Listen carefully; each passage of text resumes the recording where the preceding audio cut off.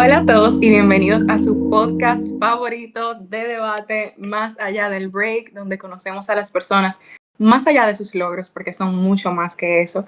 Y el día de hoy estamos demasiado, de verdad que demasiado emocionados, porque tenemos una invitada que de verdad teníamos ese nombre ahí en lista, que queríamos entrevistarla, y gracias a Dios ya agendamos horarios y todo, estamos aquí con ella. José, ¿a quién tenemos? Hoy tenemos a también una de las grandes personas del circuito de debate en español. Tenemos a Marce Gómez. Marce ha sido campeona, top breaking y segunda mejor oradora de ese Medellín. Ha sido campeona de múltiples torneos internacionales, como el TMD, el Chido, NED, UAM, el Mundial de Mujeres y Ciencias y demás.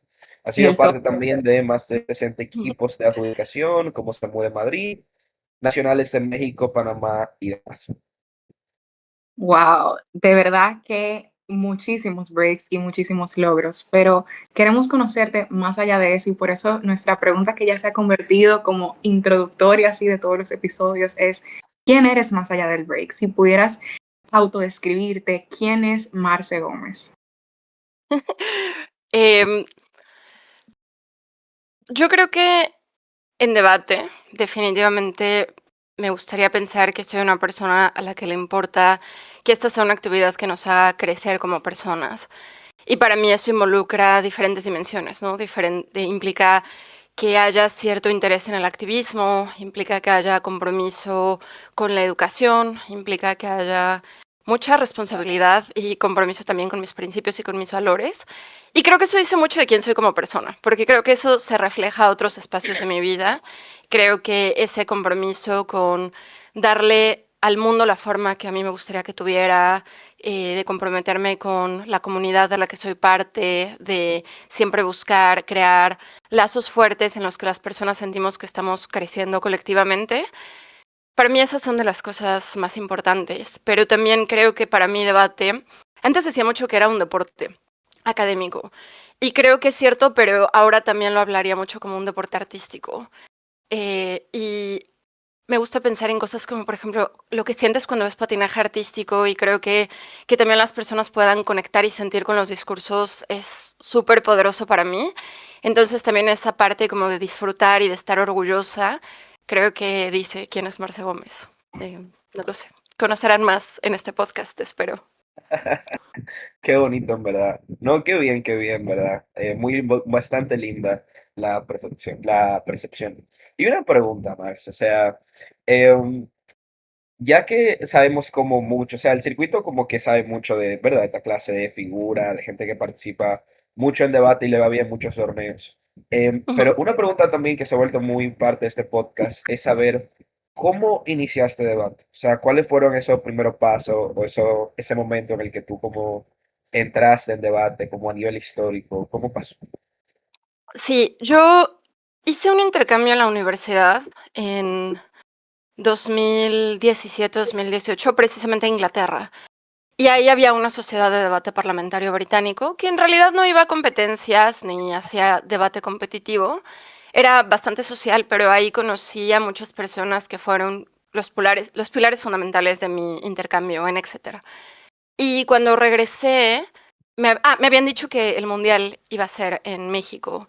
Entonces cuando regresé dije, ok, si el mundial es en mi país, debería intentar ir, por lo menos saber y a no sé, intentar conectar con personas que también hacen esto, y eso me puede dar oportunidad de entrar un poco más a la actividad. Ahí conocí a Tito, de hecho, que fue como la primera persona con la que tuve logros sólidos en Semoe.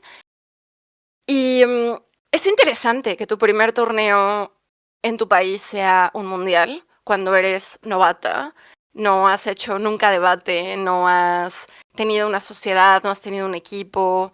Entonces yo creo que fue una experiencia muy particular, un primer contacto muy particular, porque obviamente el mundial en inglés es impresionante, como la calidad de las personas que debaten, la calidad de la organización, los eventos culturales.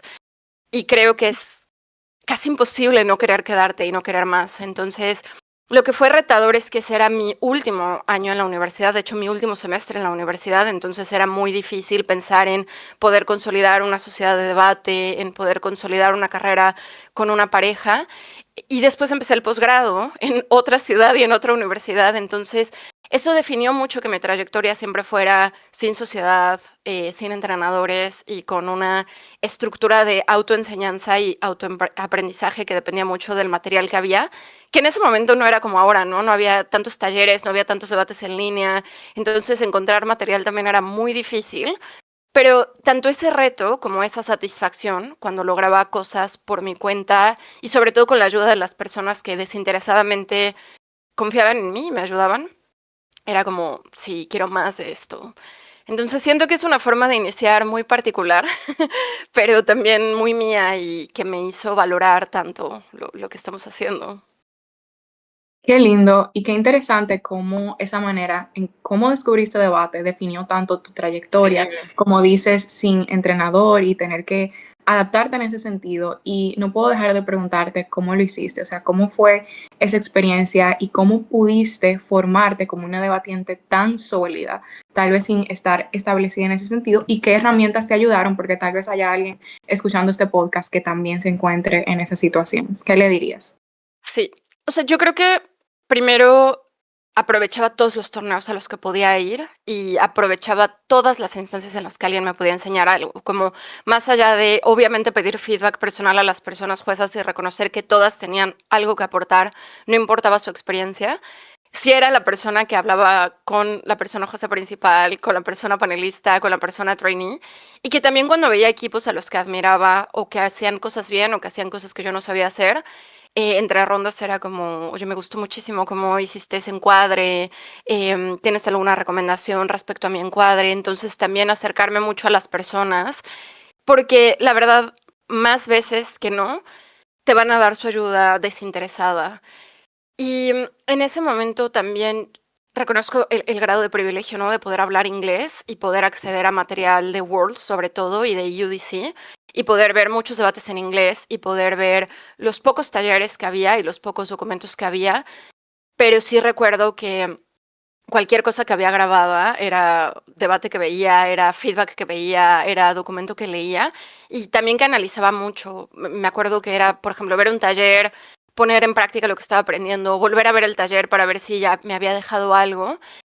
Y para mí sí tenía una estructura muy estricta conmigo misma de trabajo y de aprendizaje. O sea, por ejemplo, cuando estaba entrando y todo el mundo decía, no me gusta ser primer ministro, yo decía, yo no quiero que a mí me dé miedo ser primera ministra y quiero ser una de las mejores primeras ministras de mi circuito. Entonces lo que hacía era hacer preps conmigo misma y luego empezar a hacer los discursos y luego grabar notas en WhatsApp de mis discursos y luego escuchar mis discursos. Y al principio era como cringe e incómodo, pero era la única forma en la que podía ver lo que no me gustaba, lo que se sentía repetitivo. Y luego volví a hacer el discurso y lo volví a escuchar. Hasta que llegaba el punto de, por ejemplo, enviárselo a alguien para que fuera como, ok, necesito fiscalización externa, aunque no lo escuches, solo el saber que se lo estoy enviando a alguien me hace tomármelo más en serio. Entonces tenía mucho de ese tipo de prácticas de como entrenar conmigo misma o fingir que era parte de un debate y meterme a un debate grabado y decir como, bueno, voy a ser lideresa de oposición, entonces voy a dar un discurso como si estuviera en el debate. Entonces era interactuar con lo digital mucho, de la forma en la que pudiera y pensar en formas creativas y preguntarle a otras personas. Y la verdad también después cuando empecé a hacer más como enlaces y conexiones en el circuito, pedirle a la gente que hiciéramos prácticas, como esta vez yo juzgo, la siguiente vez tú juzgas, esta vez con un equipo en ascenso de otra ciudad, esta vez con un equipo en ascenso de otro país, esta vez con un equipo con experiencia y así tratar de cambiar siempre las personas con las que estábamos entrenando. Y tener las prácticas que no tenía con una sociedad, como buscarla con otras personas que también querían practicar. De cierta forma, y es complejo pensar que la pandemia fue un contexto como de suerte en términos de crecimiento en debate, pero sí creo que el haber pasado la parte en la que mi trayectoria se estaba consolidando en pandemia tuvo un impacto muy grande, no solo porque, claro, cuando no había tantas actividades que podíamos hacer, podía dedicarle mucho más tiempo a debate, pero más personas le estaban dedicando más tiempo a debate, más personas estaban haciendo talleres, más personas estaban haciendo prácticas, entonces la cantidad de material que había aumentó significativamente y eso también creo que tuvo un impacto importante. Entonces sí, para mí era como ver qué hay y tratar de ser creativo con eso que hay. No, pero, o sea, no la tuviste para nada fácil, en verdad, o sea, para nada, o sea, se escucha mucho que fue, sobre todo un proceso como agotador a nivel emocional, físico muchas veces, ¿verdad? Que la gente a veces no piensa que debate es solamente hablar, en verdad hay que tener las condiciones muchas veces para eso. Y, o sea, bajo esa lógica de la forma en la que tú tuviste que hacer este paso en un área, ¿verdad?, tan competitiva como lo puede ser debate. Nos gustaría que tú nos hablaras sobre cuál es el momento que tú has sido como, o sea, el momento como más difícil que tú has vivido dentro de tu trayectoria en debate, o sea, como el tipping point, ¿verdad? Como el momento en el que tú dices, wow, o sea, esto es ya lo último. ¿Cuál sería ese momento? Em, o sea, yo creo que en términos como generales, no enfocándome específicamente en lo académico, la verdad es que sí, mis inicios en el circuito mexicano fueron muy duros.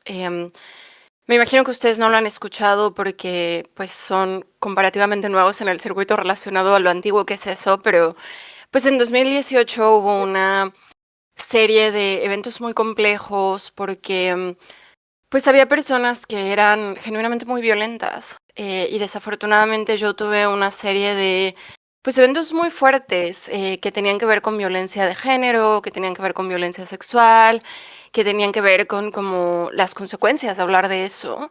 Y para mí fue muy difícil porque claro que no solo hizo que el circuito fuera un espacio no seguro para mí, sino que esas son cosas que se trasladan a otras dimensiones de la vida de una persona, ¿no? O sea, que tienen como impactos psicológicos, que tienen impactos emocionales y que de hecho yo creo que marcaron mi vida en otros sentidos. Por ejemplo, que yo me especialice en temas de género, que yo hable sobre como el backlash y las consecuencias de hacer activismo en términos de género, creo que está altamente influenciado por esas experiencias. Entonces, claro que ese fue un momento muy difícil porque pues son afectaciones duras, pero también es darte cuenta que en ese momento, por lo menos, no hay mecanismos para gestionar con estas cosas, como no hay una equidad sólida que tenga experiencia en esto, no hay mecanismos institucionalizados de denuncia.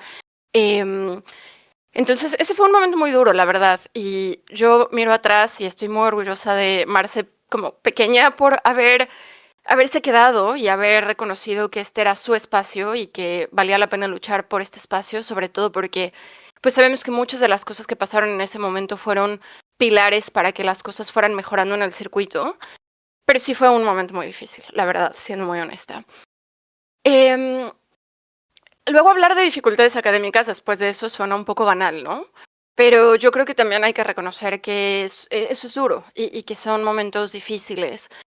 Pero pues para mí sí fue difícil ir a el único Worlds en el que estuve competitivamente, que fue el de Sudáfrica, porque yo no era elegible a debatiente IFL, yo era elegible a ISL, que en ese momento para mí era una categoría inalcanzable, honestamente. O sea, yo lo sabía em, y yo no tenía la expectativa de estar en el break y para mí Worlds no era un torneo al que buscaba como tener logros competitivos en esos sentidos como cuantitativos, pero sí fue un torneo en el que sentí mucha discriminación, muy honestamente, en el que sentía que qué tan dispuestas estaban las personas a escucharte, dependía mucho de dónde eras, de dónde venías, cómo te juzgaban, dependía mucho si había una persona L en el panel, cómo interactuaban los otros equipos contigo también.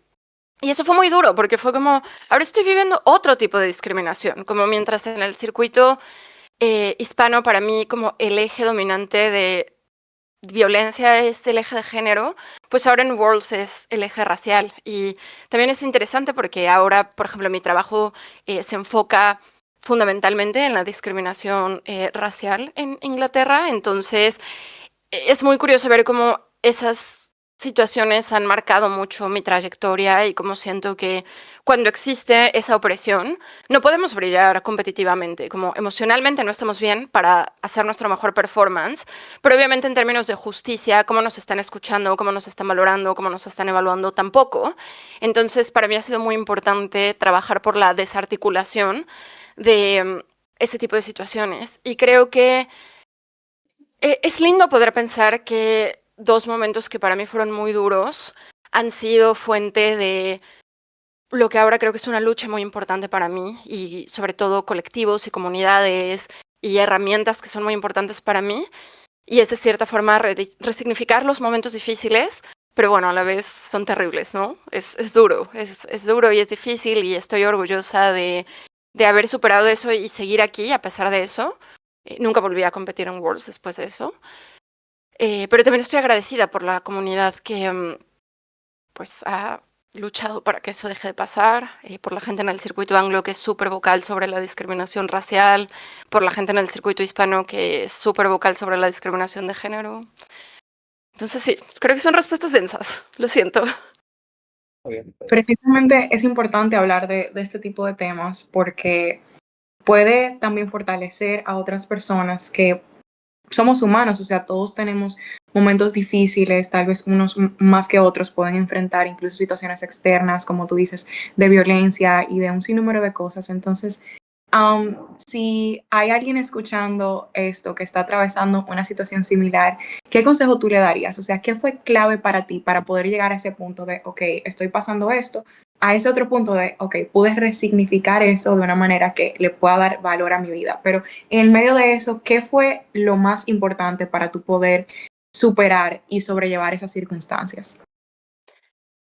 Yo creo que tendría que empezar con decir que cada una tiene que reconocer y cada uno tiene que reconocer que somos personas diferentes que necesitamos cosas diferentes. Y sí quiero decir eso porque es muy fácil caer en estas narrativas de hay una forma correcta de vivir este tipo de situaciones, y creo que no, pero puedo compartir cosas que fueron útiles para mí.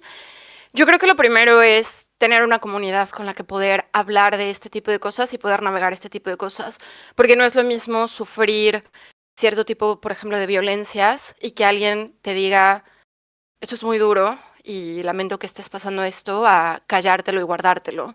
No es lo mismo pensar que todo está en tu mente y que estás exagerando, a que alguien te diga, es muy duro lo que te está pasando y tienes razón en sentirte mal o en estar enojada porque eso esté pasando. Pero también te ayuda a procesar muchas cosas, poder tener conversaciones respecto a qué hacer, poder escuchar otros puntos de vista. Muchas veces cuando a otras personas esto les ha pasado antes, poder escuchar lo que les ha servido y lo que no les ha servido. Y a veces también poder tener advertencias respecto a esas pueden ser las consecuencias si haces esto. No creo que significa que no lo hagas, solo que estés preparada para lo que viene. Creo que es muy útil. Entonces, para mí sí, algo fundamental ha sido tener una comunidad. Y creo que la otra cosa ha sido siempre recordarme quién soy, porque es cierto que al final del día la percepción de las otras personas sobre ti es en cierta forma pues una interpretación de quién eres. Y todas las personas nos perciben de formas diferentes, todas las personas se relacionan con nosotros de personas diferentes, pero no darle un peso desproporcional a lo que las otras personas piensan o interpretan o leen, sino pensar como genuinamente quién soy yo, qué he trabajado, cuánto valgo, y darle siempre un peso a lo que yo creo que valgo como persona y no lo que otras personas creen que valen como persona, fue algo que en ese momento me ayudó a seguir reconociendo como, no, yo soy buena en esto, yo tengo talento, yo estoy haciendo las cosas, creo que de la forma que para mí es correcta, entonces eso siempre me ayudaba a mantenerme en el camino que pensaba que era correcto. Y también siempre, siempre, siempre reconocer los pequeños avances, porque es muy fácil, si no, que el proceso sea muy difícil, porque al final cambiar cosas que son tan complejas, que son estructuras tan difíciles de cambiar, puede ser muy desolador, puede ser muy desmotivante. Entonces siempre celebrar las victorias y reconocer tanto que el impacto que tienen es poderoso como todo lo que puede surgir después de eso, creo que ayuda mucho a poder seguir. Entonces, creo que eso. No, no, en verdad es muy motivador realmente, o sea, es muy motivador porque muchas veces se, o sea, yo siento que hay mucho miedo con muchas cosas, en verdad, o sea, tal vez en el circuito de debate estamos acostumbrados a discutir y de vez en cuando siempre hay alguien que va a salir a comenzarlo, pero fuera del circuito, en verdad, la gente a veces tiene mucho miedo de hablar de las situaciones, de querer, por ejemplo, em, someter la situación en espacio, ponerla como tema de discusión central para no parecer incómodo, para no parecer otra cosa. Y sobre todo que en verdad que tú lo hagas y que tú motives e inspire a otra persona que lo hagan, en verdad altamente significativo de muchísimas formas. Y de ahí como la siguiente pregunta que te queríamos hacer, que es que, o sea, como a nivel dual, ¿verdad? No necesariamente solo a nivel personal, también puede ser a nivel de debate. O sea, ¿cuáles han sido las personas que más te han inspirado? O sea, sobre todo a tú hablar de Marce Chiquita, por ejemplo, ¿cuáles fueron esos debatientes que inspiraron a Marce Chiquita? O, por ejemplo, a nivel personal, o sea, ¿cómo ha sido? ¿Quiénes han sido? Uf,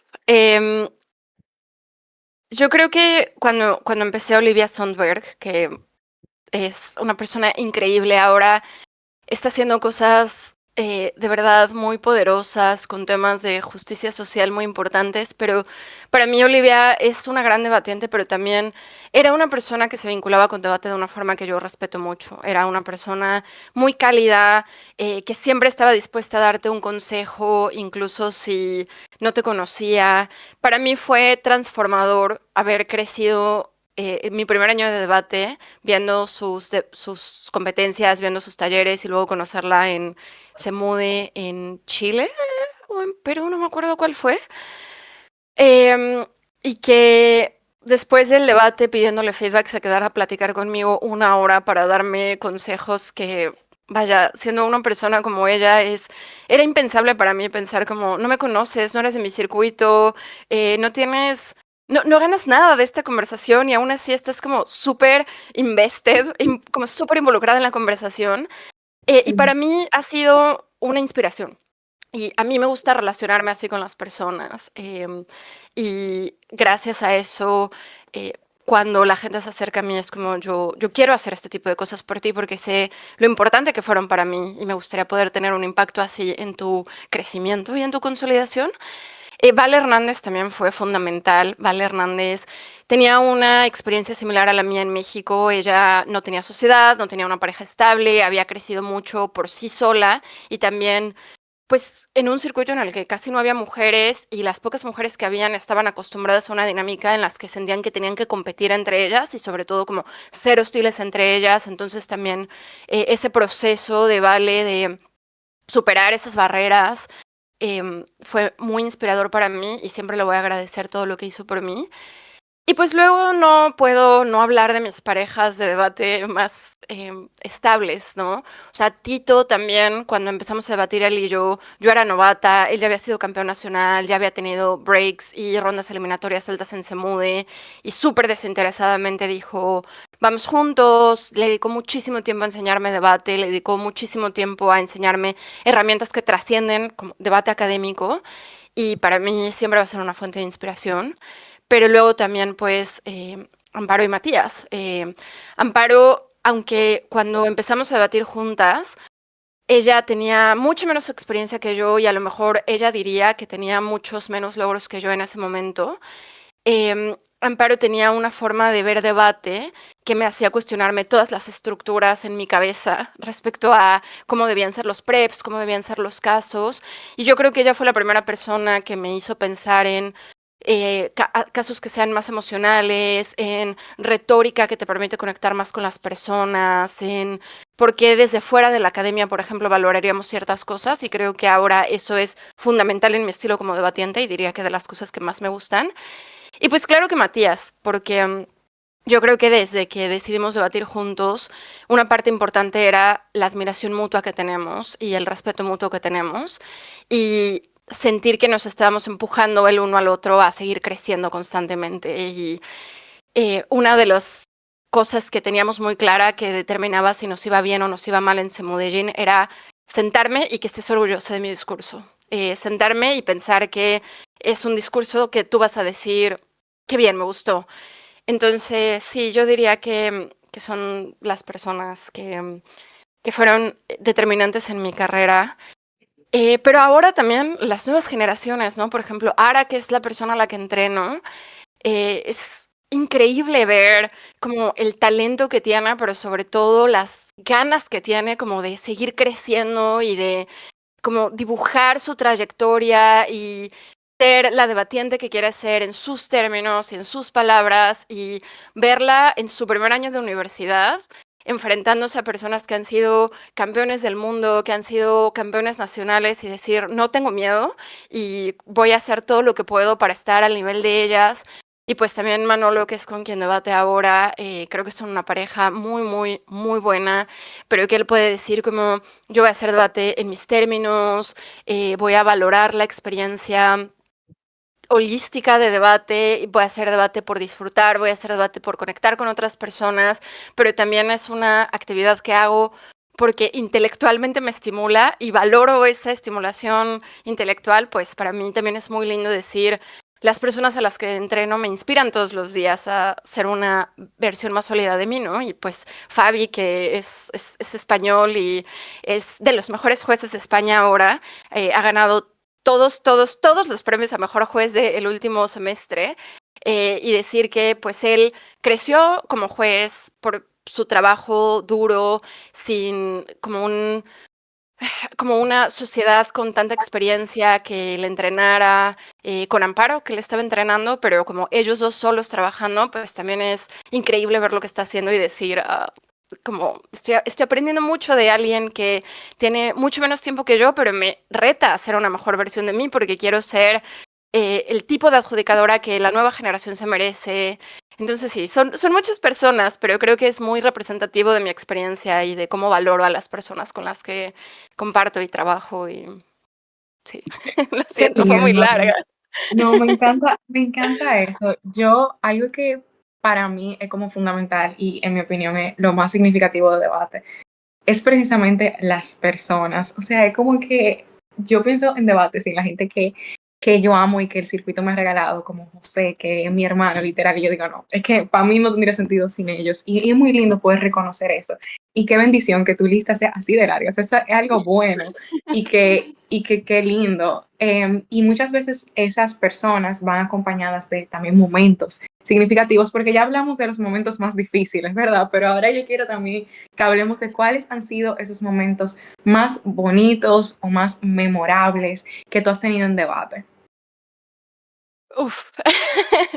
Es muy difícil escoger uno, la verdad, porque hay muchos criterios para determinar cuál es un buen momento. Obviamente, no puedo no hablar de ganarse Mude, pero esto ya es una historia más popular, pero igual la voy a volver a contar. Cuando era la premiación de Semudellín, la presentación se adelantó. Como hubo un error con la transmisión y la presentación se adelantó. Y yo estoy segura de que yo vi la diapositiva de equipo campeón y decía Rosario. Entonces yo me volteé con Amparo y con Pedro y les dije, oigan, me spoileé los resultados y ganó Rosario. Y como Pedro y Amparo se me quedaron viendo y me dijeron, "Ay, lo sentimos mucho, ¿estás bien?" Y yo, pues sí. Pero claro, como todavía no se habían anunciado los resultados, yo tenía como que estar bien. No sé por qué no le dije a Matías, o le dije a Matías, pero Matías no entendió. O sea, Matías no sabía que yo estaba pensando que habíamos perdido. Aunque no era mi sensación después del debate, ¿no? Fue exclusivamente porque según yo vi los resultados. Entonces, claro, cuando empiezan a anunciar el top de oradores, pues yo tenía que subir a recoger mi premio, fingiendo que estaba bien y que estaba feliz por ser segunda mejor oradora, aguantándome así las ganas de llorar. Abracé a Manu Zapata y me dijo como, ¿estás bien? Y yo, no, como, creo que perdimos. Y ella como, no, Marce, y yo, es que vi la diapositiva. Entonces, claro, cuando anuncian el resultado, mi sorpresa en verdad es muy genuina, porque yo no solo era la incertidumbre, sino yo ya tenía la seguridad de que habíamos perdido. Entonces Wow. fue como, no, no, no, no, no, no, no. Em, entonces, creo que siempre se habría sentido bien ganarse Mude, definitivamente, creo que siempre se habría sentido bien ganarse Mude, pero ganar pensando que había perdido, porque según yo me spoileé. Fue increíble. Entonces, ese fue un momento muy, muy poderoso, pero por esa situación en particular, ¿no? El último TRD fue muy significativo para mí también, porque fue el primer torneo presencial que debatí con Ara y como les había dicho, la estoy entrenando y tenemos una relación muy, muy poderosa para mí, muy importante. Pero TRD fue el primer torneo internacional al que yo fui. Fue la primera vez que yo viajé a otro país. Fue el primer torneo en el que tuve un top de personas oradoras internacional y que dije como creo que soy buena en esto. Pero también era el primer torneo un año antes que Ara había ganado como a nivel internacional importante, una final novata. Entonces para nosotras era muy simbólico estar ahí porque era como el inicio de nuestras carreras en ciertas formas y ahora volver con una persona a la que estaba entrenando, que para mí es como ahora el pilar de las buenas mujeres en debate, fue muy lindo y como caminar juntas hacia la final, sentirnos muy orgullosas de nuestros discursos, también fue un momento muy, muy significativo. Entonces, esos son los dos que diría ahora que creo que fueron importantes. Obviamente hay muchos más. Volver a encontrarme con amigos, debatir emociones que me han hecho sentir muchas cosas, hacer discursos de los que me siento orgullosa, pero siento que esos dos son los que ahora vienen a mi mente sí o sí. Qué bien, ¿verdad? O sea, y ahí el contraste, ¿verdad? De los momentos no tan buenos, momentos buenos, pero que igual son parte de la trayectoria que uno tiene en debate y que construyen, ¿verdad? O sea, a nivel personal, a nivel académico, y en verdad es muy bueno que la gente sepa sobre esta clase de cosas, porque a veces dentro de los momentos malos piensa que ya como todo acabó ahí, ¿verdad? Sí. Que en adelante como que no hay nada después de esto. Em, y tal vez eso se dé bajo ciertas dinámicas que pueda existir dentro del circuito. Y de ahí la pregunta que queríamos hacerte sobre Ujú. todo. ¿Cuál tú crees que son las principales fortalezas y debilidades del circuito hispanohablante? ¿Cómo tú lo sientes actualmente el circuito? Yo creo que ahora es un circuito muy sólido en términos de colaboración para crecer en conjunto. Creo que somos un circuito que afortunadamente creo que la mayoría de personas no vemos que los otros sean buenos como un detrimento. No pensamos, no quiero que crezcas porque entonces me vas a ganar. No pensamos, no quiero ayudarte porque entonces tu sociedad va a ser mejor. Creo que sí, la creencia comunitaria es que si somos mejores, somos un reto más grande, si somos mejores, nos podemos apoyar mejor a crecer, si somos mejores, le dejamos a las nuevas generaciones un mejor circuito. Y para mí eso es súper importante, porque al final del día, la mayoría que hacemos esto pedagógicamente, lo hacemos de forma desinteresada, y el circuito ahora depende de ese a veces trabajo voluntario, de esa generación de recursos sin una remuneración. Y creo que eso es muy poderoso, el que siempre no importa lo que necesites, va a haber alguien que esté dispuesto a ayudarte y generalmente más de una persona, para mí es súper importante. Y creo que para muchos es transformador y se vuelve parte de cómo queremos ser en el mundo fuera de debate o en dimensiones que trasciendan la dimensión académica. Creo que otra de las fortalezas es que es muy común escuchar a personas que sienten que pueden brillar en debate en dimensiones en las que no pueden en otros espacios. Personas disidentes que sienten que pueden utilizar sus pronombres aquí y no en otros espacios. Personas a las que les preguntan su identidad de género y no en otros espacios. Personas que sienten que eh, como obstáculos personales pueden no permitirles brillar en otros espacios, pero sí aquí, y que aquí hay muchas comunidades que pueden eh, crecer y brillar y alcanzar una mejor versión suya, pues como habíamos dicho, ¿no? Las mujeres, las personas racializadas, pero también las personas disidentes, las personas no monógamas, y que genuinamente hay esa oportunidad de conectar con personas que te entienden, pero también te permiten ser tú, como genuinamente tú. Y yo creo que también esa multiplicidad de formas de entender el debate, porque al final del día Debate puede ser muchas cosas. Debate puede ser un hobby que haces solo por diversión. Debate puede ser un deporte competitivo que haces por crecer en términos de logros. Debate puede ser, lo que les decía, un deporte artístico que haces con pasión y porque lo amas. No creo que ninguna es intrínsecamente mejor que la otra. Creo que cada una sirve a personas diferentes en momentos diferentes y también poder conectar con esas diferentes formas de sentir, entender y vivir debate es muy importante para que todo el mundo sienta que lo puede vivir de esas formas. Y yo creo que en términos de retos, pues desafortunadamente es una extensión de la sociedad que va a tener muchas dimensiones de opresión que tiene la sociedad. Va a seguir habiendo discriminación racial, va a seguir habiendo discriminación de género, va a seguir habiendo pues discriminación contra grupos marginados. Creo que hemos avanzado mucho en muchas dimensiones, pero también creo que a veces nos cuesta ver que seguimos replicando muchas violencias de fuera y nos cuesta hacer ese proceso introspectivo de decir, estoy haciendo esfuerzos importantes, pero no son suficientes y tengo que ser un mejor aliado, tengo que ser mejor como organización para garantizar el bienestar de las personas participantes, tengo que saber balancear mejor el bienestar con la calidad académica y hay que seguir empujando con eso.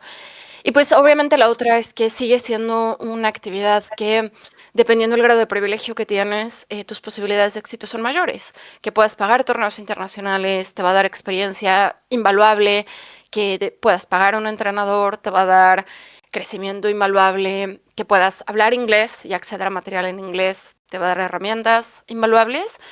Y yo creo que afortunadamente muchas personas reconocen ese privilegio, pero tampoco todo el mundo lo reconoce y sigue habiendo mucha resistencia a cosas como, por ejemplo, cuando grupos hablan sobre este tipo de desigualdades, entonces sí faltan todavía muchos esfuerzos para que la brecha que se crea por el privilegio, sobre todo económico, no sea tan grande. Entonces, creo que son cosas en las que colectivamente tenemos que seguir avanzando y trabajando.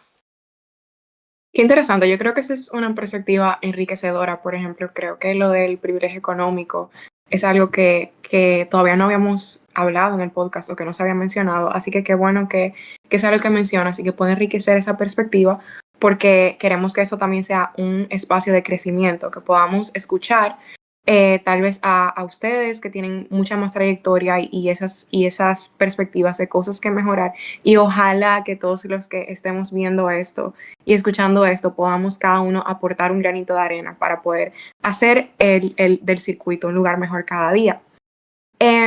Yo ahora voy a hacer una de las preguntas que más como que me emociona, de que también son como que preguntas que tratamos de escuchar la perspectiva de cada invitado.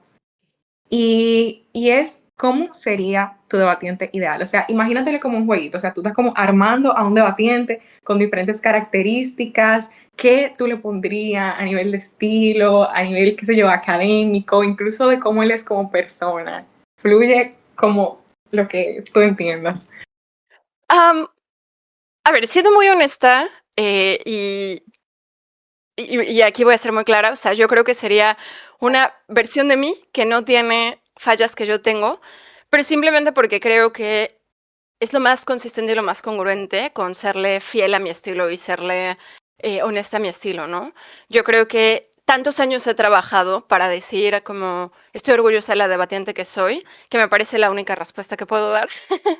Pero para mí, si lo puedo como decir explícitamente, sería alguien que valore debate no solo por los logros, pero también se permita disfrutar los logros, porque estar orgullosa de lo que haces es importante y creo que hay muchas narrativas que nos han dicho como eso es no ser humilde, eso es ser ególatra y no, o sea, también reconocer que el trabajo está dando frutos es súper importante. Creo que alguien que valora la comunidad y que valora que este es un espacio colectivo, que escuchar discursos estimulantes es valioso, que ver a otras personas crecer es valioso, que alguien se vuelva mejor y te empuja a ser mejor es valioso, me parece fundamental. Y alguien que disfrute debate, ¿no? Alguien que pueda decir, esto me apasiona y esta pasión me hace hacer las cosas mejor. Y esa pasión también contagia a las otras personas y las hace emocionarse de lo que estoy haciendo. Y para mí, en términos de discursos, implica poder tener esa solidez lógica y analítica combinada con esa pasión. Y por eso para mí los discursos ideales son, sí, racionalmente muy sólidos, pero también son emocionalmente muy sólidos. Yo creo que el pensar que una persona promedio conectaría en ese nivel que es difícil de explicar, ¿cómo explicas que conectas con algo? ¿Cómo explicas que algo te hace sentir? ¿Cómo explicas que algo te mueve? Pero para mí los discursos ideales pues hacen eso, ¿no? Entonces, em, yo diría eso como en el abstracto. Ya si pudiera hablar como de eliminar cierto tipo de fallas, diría a lo mejor que pues es una persona que tiene un buen control sobre las presiones y no como se deja llevar demasiado por la presión y sabe tener ese balance como entre disfrutar y dejar ir. Pues también diría que hace esfuerzos importantes por entender que este es un juego mental también y no solo entrena académicamente, sino entrena la gestión de la frustración, entrena la gestión de la derrota, entrena la responsabilidad emocional con su pareja, la responsabilidad emocional con el resto de equipos. Diría que también pues personas que piensan en que esto trasciende, ¿no? Lo que dices en una sala puede impactar a las personas, lo que estudias, o sea, en términos de qué te sientas a leer, cambia tu forma de entender el mundo y consecuentemente te cambia a ti y consecuentemente cambia cómo interactúas con el mundo. Entonces, creo que una debatiente ideal en debate también ve ese impacto transformador de debate y es responsable con ese poder transformador de debate. Entonces, sí, todas esas cosas creo que son valiosas. Qué bonito, en verdad, ¿no? Qué bien, qué bien. O sea, este episodio me ha gustado mucho, en verdad, en varios sentidos, ¿verdad? Varios ejes, porque, o sea, se ha sentido como muy conectado con experiencias de las que no se ha hablado antes, de cosas de las que en verdad no, perspectivas que no se había visto como antes a ese nivel. Así que, o sea, de verdad yo siento que, o sea, me ha gustado como mucho en varios sentidos. Y algo que también me he preguntado durante todo el episodio es que, por ejemplo, tú dijiste que tú ahora estás en Inglaterra y que creo que estás en un doctorado o algo así, que también trabajas.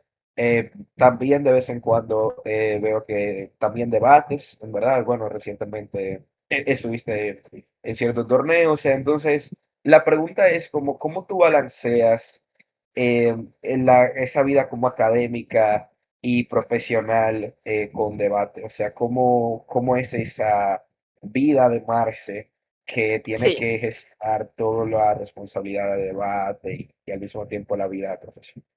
sí. La verdad es que sí ha sido difícil, pero para mí debate se ha vuelto eh, una parte fundamental de mi vida. Entonces es uno de los pilares de la planeación de, no sé, mis semestres o mis meses o mis semanas, ¿no? O sea, yo lo veo como, claro, mi responsabilidad principal es con mi doctorado. Em, Me gusta mucho mi trabajo, lo disfruto mucho, es importante, pero no sacrificaría mi trabajo por mi doctorado ahora. Afortunadamente tengo el privilegio de poder decir eso. Pero en este momento mi carrera académica es mi prioridad. Y luego debate es un espacio que para mí es muy importante en términos de crecimiento personal, en términos de crecimiento comunitario y en términos de aportar algo diferente a lo que creo que aporto en la academia y en el activismo. Entonces, para mí es parte como de la planeación de mis días, ¿no? O sea, yo sé que las mañanas y las tardes son doctorado, son trabajo, son ir a entrenar box, son pasar tiempo con mis amigos aquí. Y generalmente las tardes y noches son actividades de debate, como entrenar a Fabi, entrenar a Ara y Manolo, tener reuniones de adjudicación. em, y los fines de semana casi siempre, y esta es la ventaja en cierta forma de la diferencia de horarios con Inglaterra y LATAM, que son los horarios en los que normalmente se hacen los torneos, que es que normalmente las mañanas las puedo pasar haciendo responsabilidades personales o sobre todo, y yo sí trato de ser muy estricta con que los fines de semana son para descansar y disfrutar, entonces puedo pasar la mañana caminando por la playa en Brighton, tomando un café, escuchando música y luego en la tarde venir a debatir. El sacrificio más grande es a mi agenda de sueño, la verdad, siendo muy honesta, porque obviamente los torneos en línea, o sea, la desventaja de que los torneos empiecen después de mi hora de la comida es que acaban a mi 1 de la mañana. Em, Pero bueno, también es algo que he aprendido a navegar, como dormir pocas horas los fines de semana. Y afortunadamente, sobre todo el doctorado y el trabajo tienen mucha flexibilidad respecto a los horarios. Entonces, por ejemplo, si el domingo tuve torneo, puedo empezar a trabajar tarde en el doctorado el lunes o puedo pedir como horario en la tarde en el trabajo. Entonces, sí me da esa flexibilidad de decir, ok, no es morir sin dormir y luego irme a trabajar a las 7 de la mañana, no es voy a entrar a mediodía al trabajo. Pero sí ha sido un proceso de ajuste y desajuste, porque en la pandemia, quieran o no, yo creo que Debate fue algo que a muchas personas nos hizo poder sobrevivir la pandemia.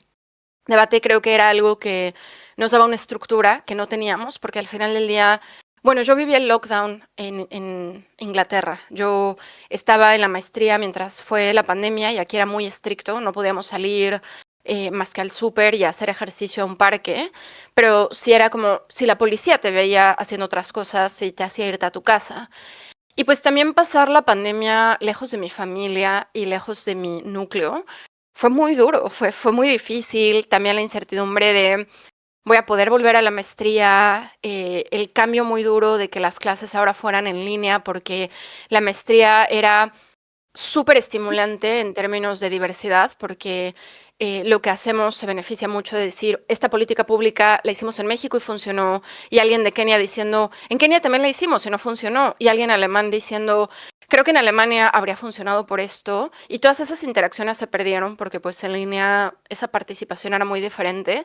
Pero también algo que yo valoraba mucho de la maestría era la comunidad que había creado, y fue muy duro que de repente, por ejemplo, uno de mis mejores amigos de la India, de repente un día su familia le dijo, te tienes que regresar, no queremos que estés ahí en la pandemia.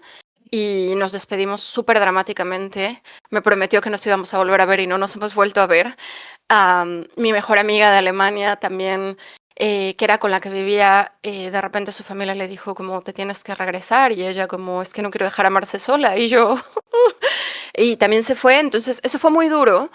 Tener debate era algo que le daba sentido a muchas cosas, porque si no en la pandemia era, estoy en lockdown, no tengo que salir a ninguna hora, no tengo nada que le dé estructura a mi vida. Entonces tener un horario de un torneo que dice como va esto, sigue esto, está esto, poder como esperar al torneo del fin de semana, para mí fue muy, muy importante para como no perder la cabeza en la pandemia. Pero también yo creo que hubo una hiperfijación en debate, ¿no? O sea, había veces que yo entrenaba entre 5 y 7 horas al día, hacía torneos todos los fines de semana, y luego cuando terminó la pandemia empezar a ajustar y a decir, ok, ¿cuál es la forma sana de involucrarme con debate? Cuando no estoy sacrificando conectar en presencial con personas a las que valoro, cuando no estoy sacrificando, porque yo nunca estaría dispuesta a sacrificar mi vida académica por debate, pero ¿en dónde está la línea? ¿Cuánto es demasiado? ¿Cuánto es suficiente? Esas han sido y siguen siendo preguntas activas que me tengo que hacer constantemente, sobre todo ahora con responsabilidades como Semude, que es muy fácil pensar como por Semude deberíamos sacrificarlo todo, y es como, no, a ver, espérate, tampoco. Y también trabajar con personas que tienen esa relación tan sana con debate, ¿no? Por ejemplo, está en la cojefatura de Semude con Jess, que es una persona que le da todo lo que necesita una adjudicación, como de verdad es brillante y excepcionalmente responsable, pero también es muy clara con sus líneas de esto no es una emergencia y tienen que esperar. En este momento estoy de vacaciones y tienen que saber seguir adelante sin mí. Pues también es algo que he aprendido mucho de ella, ¿no? A decir, claro, podría dar más, pero debería dar más. Es congruente con como mis ideales y mis valores, vaciar mi vaso para que el torneo esté mejor o el circuito esté mejor. Y eso también es importante, rodearte de personas que ven debate de forma sana, en términos de no te está exigiendo destruirte para poder brillar. Entonces, sí. Wow, me encantó esa respuesta y yo creo que nos dejas con preguntas muy importantes y precisamente por eso para nosotros también es significativo incluir esta pregunta de saber, porque evidentemente tener esos frutos en debate que personas como tú han tenido es algo exigente y por ejemplo algo que esas preguntas han sido bastante también desafiantes, por ejemplo para mí José, de, cónchale, o sea, nosotros tenemos objetivos también fuertes a nivel académico y profesional y personal. O sea, a veces, qué sé yo, nuestros padres o hermanos están como que, señor, ustedes no están pasando tiempo con nosotros, ¿qué pasa? Y es tan importante todo el que esté escuchando esto, saber que sí, debate es súper significativo. Para algunos incluso le da mucho sentido a nuestras vidas y a lo que hacemos. Pero también es importante saber que hay otras áreas y que también son significativas y poder, como dice Marce, saber dónde está esa línea. Ya para terminar, Marce, tú eres muy admirada por muchas personas y hay personas que siguen de cerca tu trayectoria, tus debates y todo eso. Y queremos saber cuáles son tus objetivos a futuro, o sea, cuáles son tus siguientes pasos en debate, cómo se ve Marce en debate en los próximos meses, años, o sea, cómo te proyectas. Qué pregunta tan difícil, la verdad. Creo que para todas las personas es difícil, ¿no?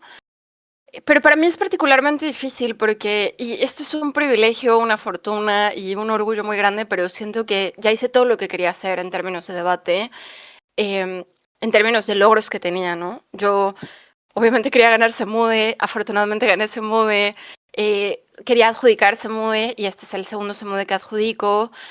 Em, Creo que he ganado todos los torneos que me sentiría orgullosa de decir que gané, pues como Toddy, bueno, Terra de no.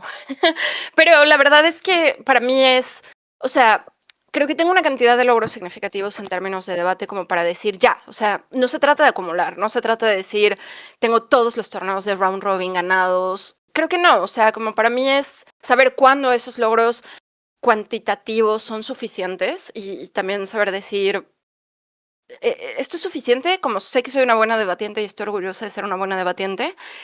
La verdad es que en los últimos 2 años, para mí, la métrica para decir que había tenido un buen desempeño en un torneo era, siento que son discursos transformadores, siento que conecté con las personas. Alguien, por lo menos una persona del público me dijo, sentí mucho con tu discurso me marcó.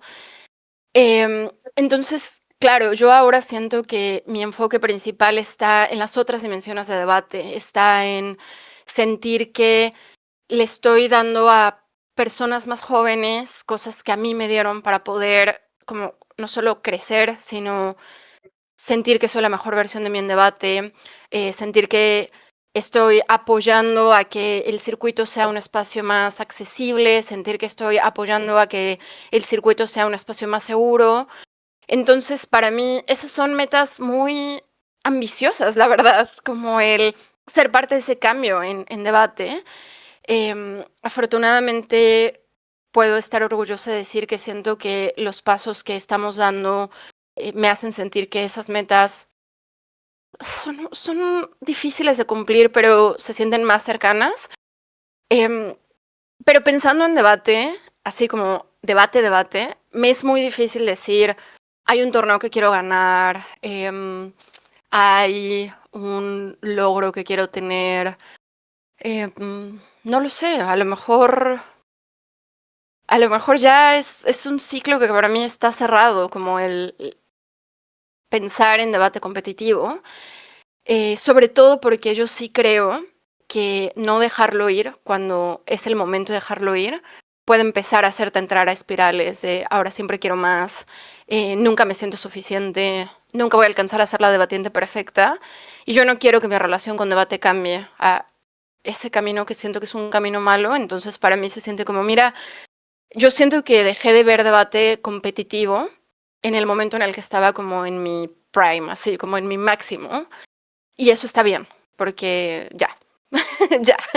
No significa que ya no voy a competir, ¿no? Me encanta competir, disfruto muchísimo competir y ahora que he estado compitiendo con las personas a las que entreno, valoro muchísimo esa experiencia de les puedo enseñar cosas que no les podría enseñar cuando estamos en torneos juntos y también decir cosas como voy a hacer un torneo con alguien que me cae bien solo porque me cae bien, pues también me da mucho, ¿no? Pero obviamente eso no implica como un entrenamiento duro semanal o como seguir haciendo cosas profundamente activas para crecer como debatiente. Creo que implica más hacer esto porque me gusta. Entonces, sí, yo no lo sé, no sé cómo se ve Marce debatiente en el futuro. No sé si eso sigue existiendo, pero por lo menos en el futuro más cercano, creo que la parte fundamental es cómo seguimos haciendo de debate un mejor espacio. Wow, qué hermosa respuesta y coincido totalmente con José en decir que este episodio ha sido muy especial para nosotros. Gracias por de verdad abrirte con nosotros, poder compartir esas cosas de tu corazón y de tus recuerdos, tanto buenas como malas. Sé que nos hemos llevado todos, yo sé porque nosotros ya estamos aquí, o sea, yo ya he aprendido de esto que hemos hablado contigo y quiero destacar algo que para mí fue como que wow, o sea, fue como que wow de muchas cosas que lo han sido en esta conversación, pero yo me identifico con lo que dices de que debate es un deporte y de hecho lo digo muchísimo, o sea, para mí esa es como mi frase, debate es mi deporte, porque yo nunca fui buena en los deportes, o sea, yo hice todo y no fui buena en ninguno, hasta que llegué a debate, entonces yo digo que es mi deporte. Y qué lindo de esta entrevista poder llevarme que no solamente verlo como algo así académico, intelectual, sino también como algo artístico. Y eso como que me ha dado otra manera de verlo. E igual todo lo que has dicho en el aspecto personal ha sido muy valioso. Así que gracias por tu tiempo. Gracias de verdad. Sabemos que hay diferencias de horario y todo eso. Y el hecho de poder sacar ese tiempito es muy valioso. A ustedes también que se quedaron hasta el final viendo esta entrevista. Gracias por su tiempo. Déjenos en los comentarios a quién más quisieran conocer más allá del break y si se quedaron con alguna duda para Marce también, porque podríamos organizar alguna parte 2. Así que déjenlo en los comentarios. Bye bye. Oigan, muchas gracias a ustedes también. Yo creo que lo pueden cortar si quieren, pero yo creo que las personas se merecen escuchar como el agradecimiento a ustedes porque creo que hay muchos espacios académicos en debate, pero hay pocos espacios sociales y creo que el tiempo que le están dedicando, el esfuerzo que le están dedicando a que las personas puedan distraerse un ratito mientras están limpiando su cuarto o sentarse a tomar notas y conectar con otras personas debatientes es súper valioso y súper poderoso. Así que muchas gracias también a los dos por esto. Es muy valioso y creo que aporta muchísimo al circuito, pero también a ustedes por su flexibilidad y por adaptarse y por toda la comprensión.